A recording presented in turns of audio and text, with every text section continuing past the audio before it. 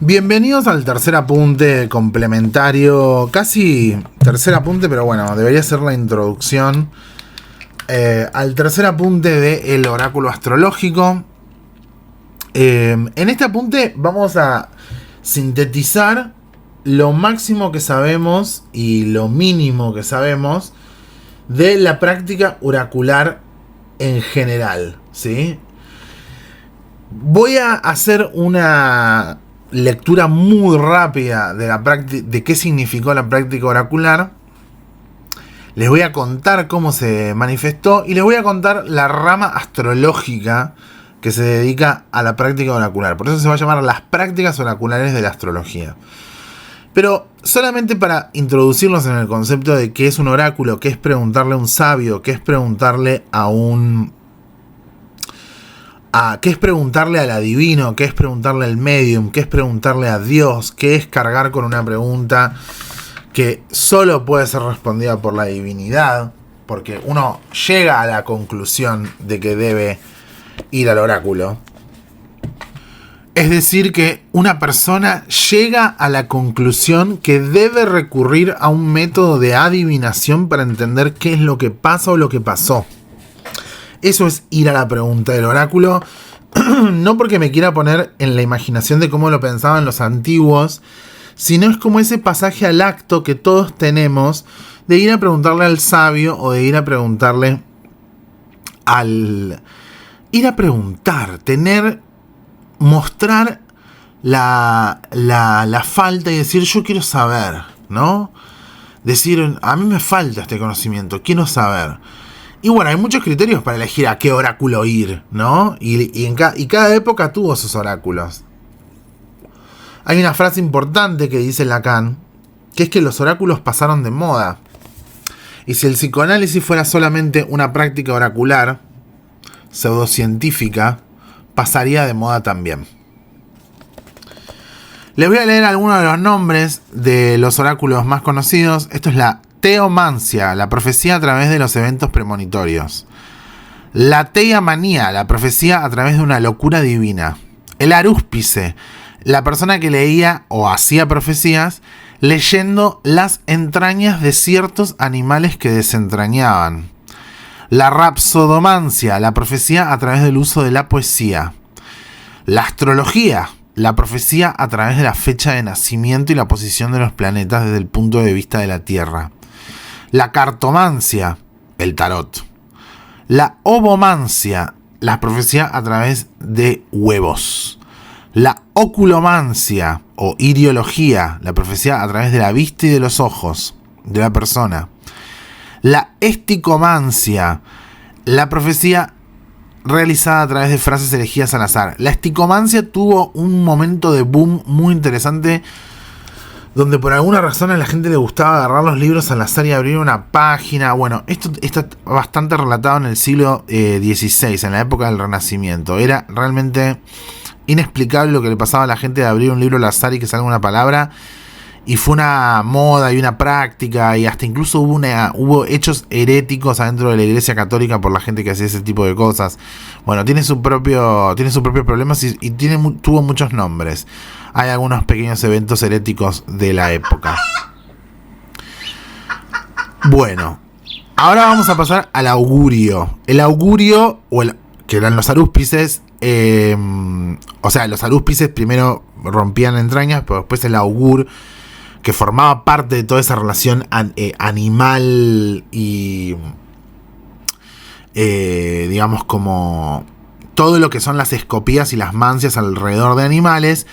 La que dura hasta la época de los romanos son los augures, que eran los que miraban la forma o las formaciones o las formas geométricas que tomaban el vuelo de ciertos pájaros. Y eran personas que a veces vivían como en pequeñas torres afuera de la ciudad y analizaban el vuelo de los pájaros, y a través de esa forma sale la palabra augurio, ¿sí? La quiromancia, la profecía que se realiza a través de la lectura de manos. La oniromancia, la profecía que se realiza a través de los sueños. Antecedente de cosas magníficas y con una prosa impecable que nos permite recuperar perfectamente el tono profético de la época, el libro que va a ser además el puntapié del trabajo de psicoanálisis para Freud, es Interpretación de los sueños de Artemidoro. En la antigüedad, ya que mucha información había venido de parte de los sueños. Lo de Artemidoro es todo importante porque está muy bien preservado y hay varias cosas importantes que pasan alrededor del lenguaje que usa Artemidoro. Y la verdad que es agradable como leer a Manilio o es agradable como leer a cualquier antiguo. Siempre es muy lindo leer a los antiguos y Artemidoro en especial lo es también. Así como también, por supuesto, el libro La interpretación de los sueños de Sigmund Freud también es muy agradable de leer y pasan cosas muy divertidas en tu mente cuando lo lees. Lo que tiene como testimonio de su época es el lenguaje profético al que queremos reivindicar y que queremos validar. De ahí de la oniromancia también tenemos, por supuesto, los números de la quiniela. Imagínense las cosas que tenemos de oniromancia para desarrollar. Voy a continuar hablando de otras mancias y ahora vamos a las mancias astrológicas. Por ejemplo, entrar en trance, la escritura automática, la dactilomancia, que es la gente que mueve dedos de manera especial. Bueno, son una rama bastante larga, donde giromancia tal vez no es la palabra más importante, pero es una rama bastante larga de tipos de momentos de profecía o de interpretación donde la persona a través de su cuerpo y de diferentes cosas, o de la escritura automática, etcétera, que es una práctica que fue muy popular en un momento, accede a una profecía. Muy bien. Cleromancia es el nombre de lo que la gente conoce justamente por la numerología o los números que salen al azar. Ese es el nombre griego que los griegos tenían para trabajar con los números. No era su lugar favorito. La ofiomancia tuvo su momento de culto, que eran las predicciones a través de las serpientes, y justamente la necromancia, que es la práctica mágica de vincularse con los muertos. La necromancia tiene su propio capítulo y tiene más de 200 años de infamia en Francia. Y también en algunos videojuegos todavía se utiliza la palabra necromancia al referirse, no sé, a los zombies, a hablar con los muertos, a los mediums. Es una, por decirlo de alguna manera, la necromancia es como su propia línea, ¿no? O sea, tiene la cosmología o la formación, digamos, la necromancia. Tiene el postulado de que los muertos en algún lugar están, los que han fallecido en algún lugar están. Algo tienen para decir, algo vieron que uno no vio, algo saben que uno no sabe. Y tenemos distintos medios de vincularnos con los muertos. Los muertos pueden ser como entidades inmortales, los muertos pueden ser lo escatológico, los muertos pueden ser el miedo a la propia muerte. Los muertos pueden venir a reclamar venganza en vida, pueden venir a terminar pueden haber dejado trabajos inacabados, o los muertos son simplemente la fuerza de la muerte trayéndonos a la muerte. Es decir, lo inerte de lo inerte. Es decir, un tipo de necromancia que implica algo del orden de lo inerte, ¿no? De que algo quede inerte, de que algo quede muerto, y etcétera. Es su propia rama de la adivinación, es su propia mancia, justamente. Después, por supuesto, tenemos en la línea de las mancias, las importantes las mencioné todas, creo yo, pero principalmente la cartomancia, que es el tarot, es, creo yo, la más evidente, donde sabemos que el oráculo está funcionando de manera azarosa, porque la persona que hace una pregunta y elige una carta no está viendo la carta boca arriba, está eligiendo una carta boca abajo. Entonces es ahí donde convertimos el signo recibido en un designio, es decir, el signo arbitrario en un designio más importante, y formulamos la respuesta, el aforismo, el epigrama.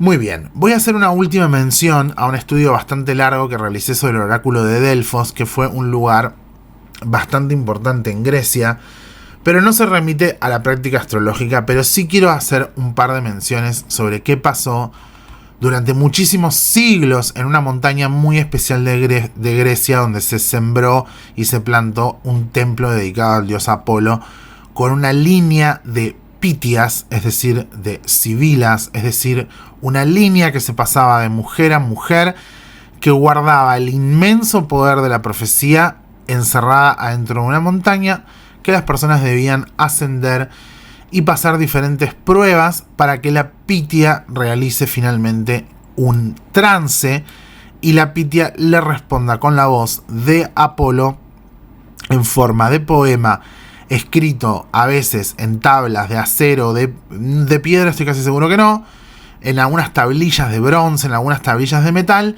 o en algunos casos era solamente una transmisión verbal, que esto fue inmensamente popular en el pensamiento antiguo, inmensamente popular en Grecia. La gente viajaba de todas partes para consultar el oráculo de Delfos, que no era el único, sino que era un sistema de 3 oráculos que se manejaban más o menos de la misma forma.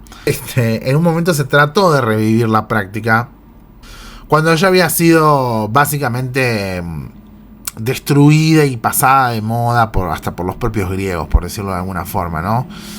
Ya que el lugar se había venido a menos, se habían ocurrido distintas cosas con quienes habían sido las pitias y la práctica oracular. Juliano el Apóstata trata de revivir el helenismo, renunciando al cristianismo para reinstalar el culto de los dioses griegos cerca del año 300 después de Cristo.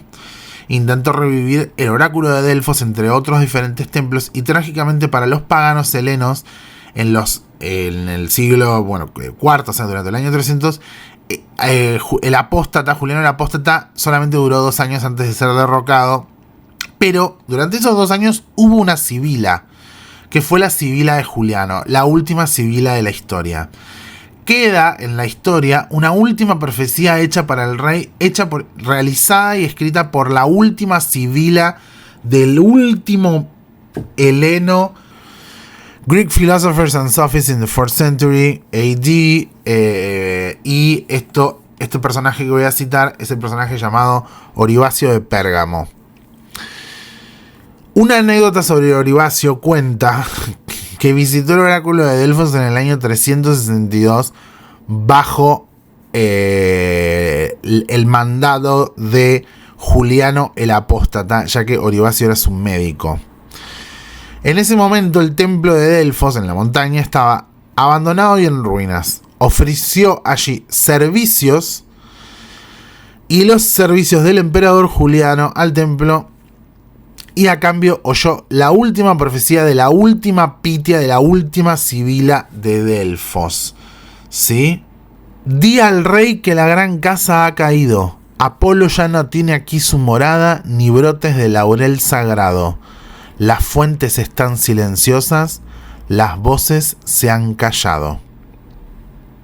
Es una profecía de carácter simbólico del fin de lo que fue, digamos, el recinto, el área de dominación griega alrededor de esa montaña, en un periodo de un lugar físico llamado el Ónfalos, que lamentablemente sufrió distintos periodos durante el siglo, durante la época de Adriano, de Antonio, de Herodes Ático y por supuesto de Nerón. Ya Teodosio el Grande, el emperador romano del siglo IV, cerca del 346 al 395, él pretendía acabar oficialmente con todos los ídolos del paganismo, clausurando definitivamente Delfos, que cesó su actividad en el año 390. La desolación fue total al cabo de los años y de los centenares de estatuas de antaño que poblaban en el recinto. No quedó nada en pie. Y no quedó nada en pie tampoco, excepto inscripciones en las piedras del himno de Apolo, algunos por decirlo de alguna manera, algunos pseudopoetas que recuperaron siglos después alguna de sus prácticas, y por supuesto lo que conocemos del oráculo de Delfos en torno al siglo VII a.C. es por el himno homérico a Apolo, que ofrece la primera versión o la primera visión de cuando Apolo llega a Grecia y busca un lugar perfecto para poner su templo, y en forma de delfín, ubicado cerca de las montañas del Parnaso, Él se hace llamar el delfín, de ahí viene Delfos. Él se hace llamar el Apolo delfín, que pide que le hagan un oráculo y que pide que ahí se erija algo en su nombre, ¿no?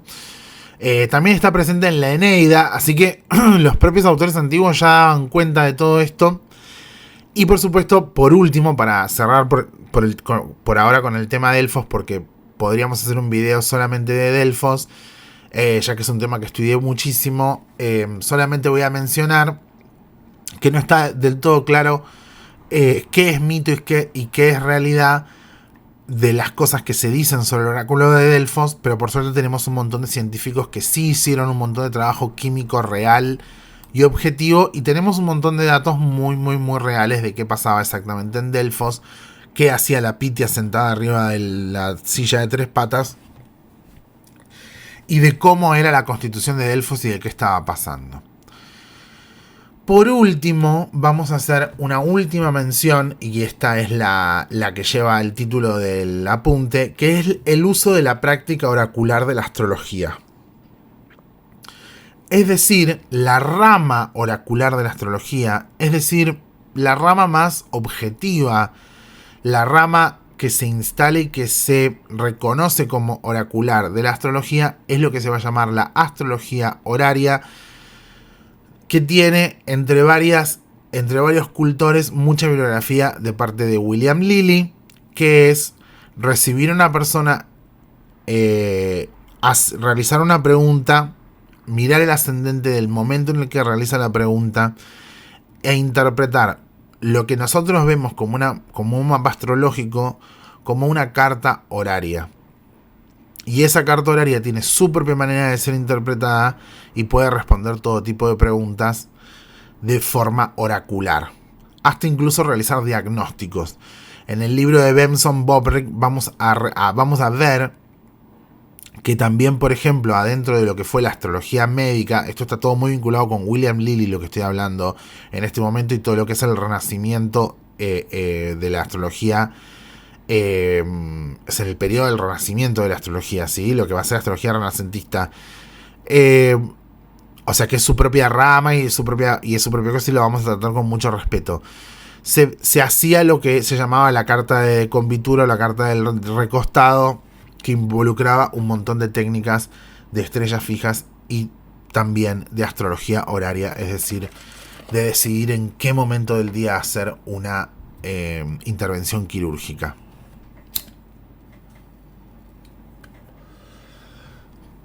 Esto está recogido en manuales de los años 80, como en el Manual Práctico de Astrología de Jorge Santares, cuando dice que el astrólogo, mirando la hora de una carta astral, o mirando el día de una carta astral, puede hacer un comentario sobre qué día alguien debe o no debe operarse un miembro del cuerpo.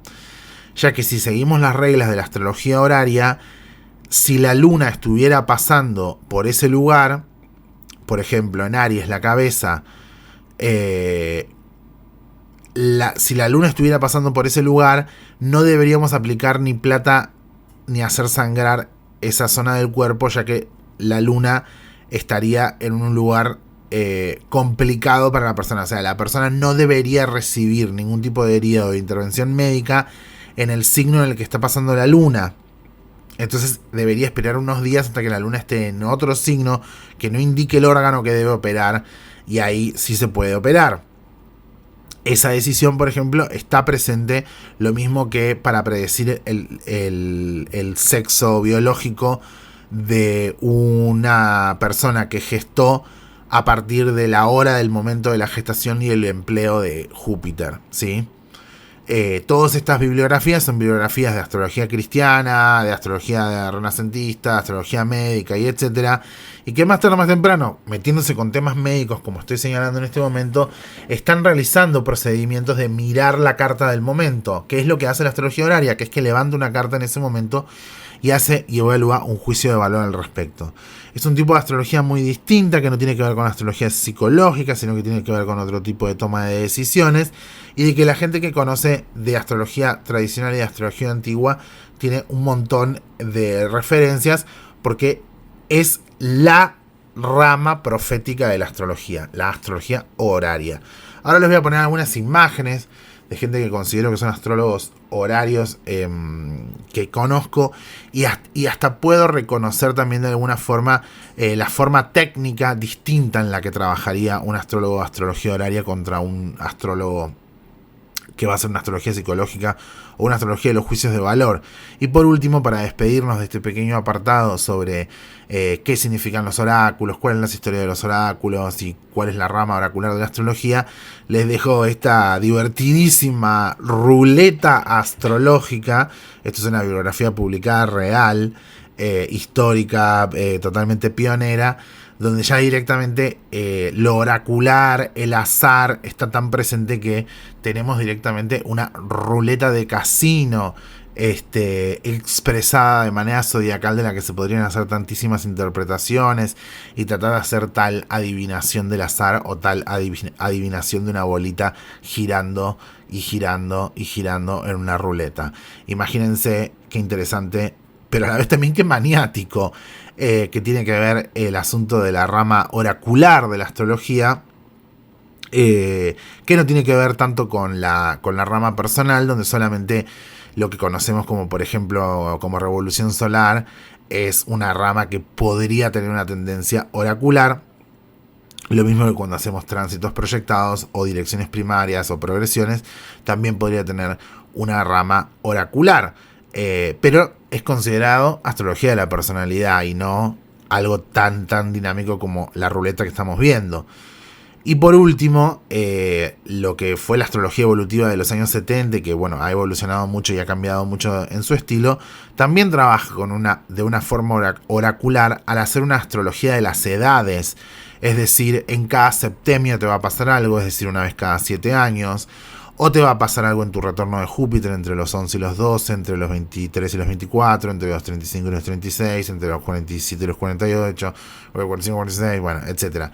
Lo mismo que la rama oracular de los eclipses, es decir, la rama que sucede cuando es 0, 19, 37, 54, 72 años de edad y que ocurre cada vez que estás en la mitad de ese ciclo o una vez cada 19 años.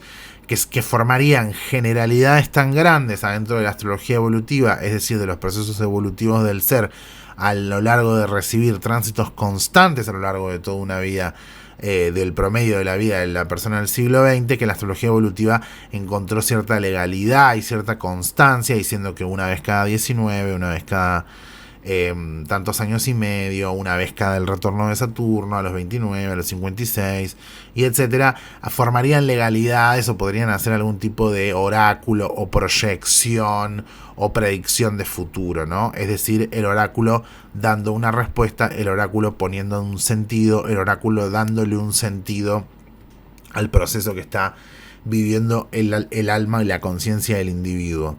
Pero por supuesto que cuando estamos haciendo estos juicios de valores, que a veces tienen esa dimensión especulativa de ser proyectados en el tiempo, de que te va a pasar esto dentro de un año o durante 7 años o lo que sea, la gente, al escucharlo como un juicio de valor o al venir de parte de astrólogos de la línea psicológica, no considera a primera vista, a prima facie, que no considera que esa persona está haciendo una predicción y sin embargo está utilizando una rama oracular de la astrología, pero que ha sido tomada por completo por una rama psicológica de la astrología, haciendo parecer de que lo que es una constante, una legalidad, una predicción, una profecía, un epigrama, un oráculo, un poema o un sentido para el que lo acaba de escuchar, una intervención astrológica o una profecía, como estoy diciendo, o sea, un oráculo sobre tal persona, la persona tal vez lo pueda escuchar como si fuera más bien algo psicológico, madurativo, individual, evolutivo, y no lo empate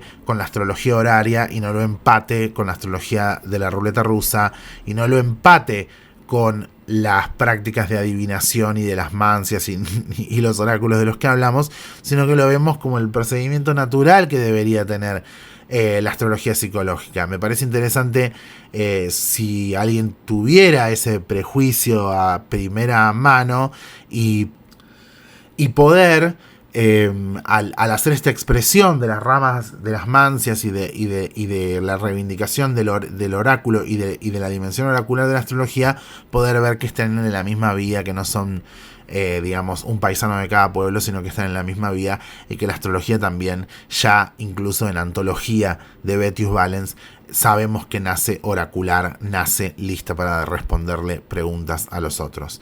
Muchas gracias por haber escuchado esto y espero que haya sido una introducción divertida a un montón de autores y un montón de temas del tema de los oráculos y la magia astrológica y la astrología oracular. Para el que ya lo conocía, espero que haya sido un repasito, y para el que no conocía nada, ojalá se haya divertido un montón. Me comprometo a hacer un video de Delfos, porque tengo muchas cosas para hablar del oráculo de Delfos, que ojalá algún día conozca. Les mando un cariño muy grande y gracias a todos los patrons. Seguimos con la serie de El Oráculo Astrológico.